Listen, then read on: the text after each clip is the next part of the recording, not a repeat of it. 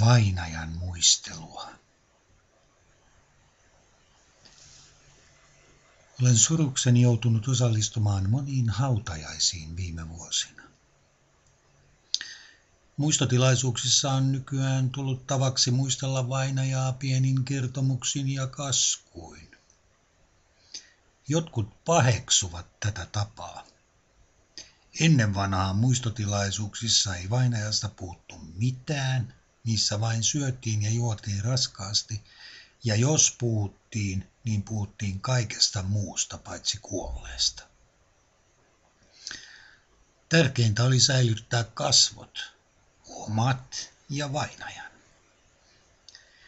Muuallakin kuin hautajaisissa piti aina antaa vaikutelma, että hyvin menee, vaikkei olisi mennytkään. Miehen itkua ei hyvällä katsottu, ja julkisella paikalla pyörtymistä pidettiin jo mielisairauden merkkinä.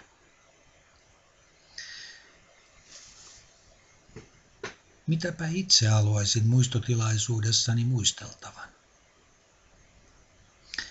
Olisi mukavaa, jos läheiseni muistaisivat edes sen, että minä putosin pikkupoikana puusta. Tai että käytös ei aina ollut todistuksessa 10. Tätä viimeksi mainittua seikkaa ei mielestäni kuitenkaan pitäisi käsitellä anekdoottimaisesti, vaan huolestuneesti. Vielä haluaisin muisteltavan, kuinka olin koko ikäni epäillyt, että kansakoulun opettaja ja hänen vaimonsa kuuluivat johonkin salaliittoon.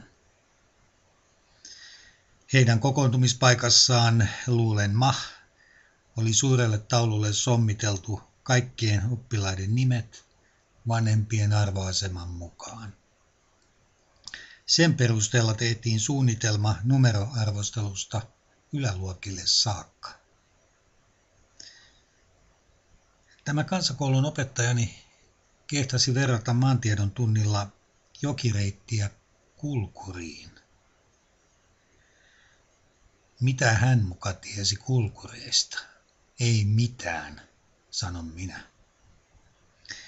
Minulla sen sijaan oli ollut sukuselvityksen mukaan kulkurisukulainen. Hänen tiedettiin asuneen kesäisin puissa ja syöneen oksia, lehtiä, mahlaa ja hunajaa. Talveksi hän muutti järven pohjaan ja piti siellä hampaillaan kiinni pohjakasveista. Hän nakersi niitä samalla ravinnokseen. Keväällä, kun kasvit oli syöty, hän kohosi pintaan, ui rantaan ja kiipesi taas puuhun. Se oli oikeaa kulkurielämää.